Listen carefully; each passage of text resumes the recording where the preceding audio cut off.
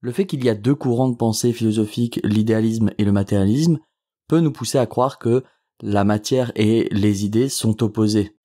Or, il faut bien comprendre que dans le mouvement philosophique de l'idéalisme et le mouvement philosophique du matérialisme, ce qui s'oppose, c'est le monde des idées et le monde de la matière.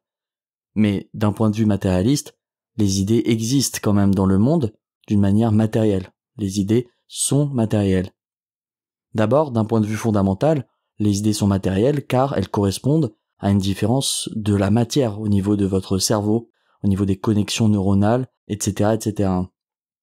Et on peut donc étudier, dans le réel, qu'elles ont une conséquence matérielle. Prenons un exemple assez simple. Si vous allez au restaurant et que ce n'est pas bon, vous risquez de ne pas y retourner. On pourrait considérer que la conséquence matérielle du fait que le restaurant ne soit pas bon, c'est que vous n'y retourniez pas. Mais en fait, on oublie ici qu'il y a l'intermédiaire de l'idée. Vous vous êtes fait l'idée que le restaurant n'était pas bon en y allant. Et c'est cette idée qui vous pousse à ne pas y retourner.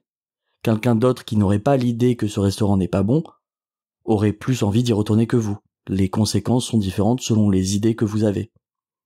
Et pour pousser encore plus loin cette réflexion, une personne peut ne pas être allée dans ce restaurant, et vous lui avez dit que ce restaurant n'était pas bon. Il aura donc cette idée que le restaurant n'est pas bon, sans jamais avoir goûté à cette nourriture dans ce restaurant. Et donc, il va considérer que ce restaurant n'est pas bon, et il ne va pas y aller. Et si on va encore plus loin, le fait que, par exemple, le restaurant change de direction, et change complètement sa carte et ses manières de faire, ne nous donne pas comme conséquence que les clients vont revenir.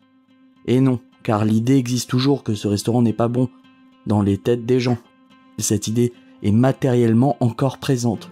Et donc si le restaurant veut retrouver ses clients, une fois qu'il a cette nouvelle direction, il n'a pas uniquement à changer les plats, il doit aussi changer les idées, combattre l'idée que le restaurant n'est pas bon, la mauvaise réputation. Et donc il va devoir par exemple afficher une grande pancarte, nouvelle direction dans ce restaurant. Peut-être il va devoir accueillir les gens pour leur faire goûter au maximum les plats, pour que les gens se fassent une nouvelle idée sur les restaurants. Voilà, avec ce petit exemple, on a vu qu'une idée est en fait matérielle et elle a des conséquences matérielles sur le monde. Et on oublie souvent que si on veut faire une étude matérialiste du monde, il faut prendre en compte les idées.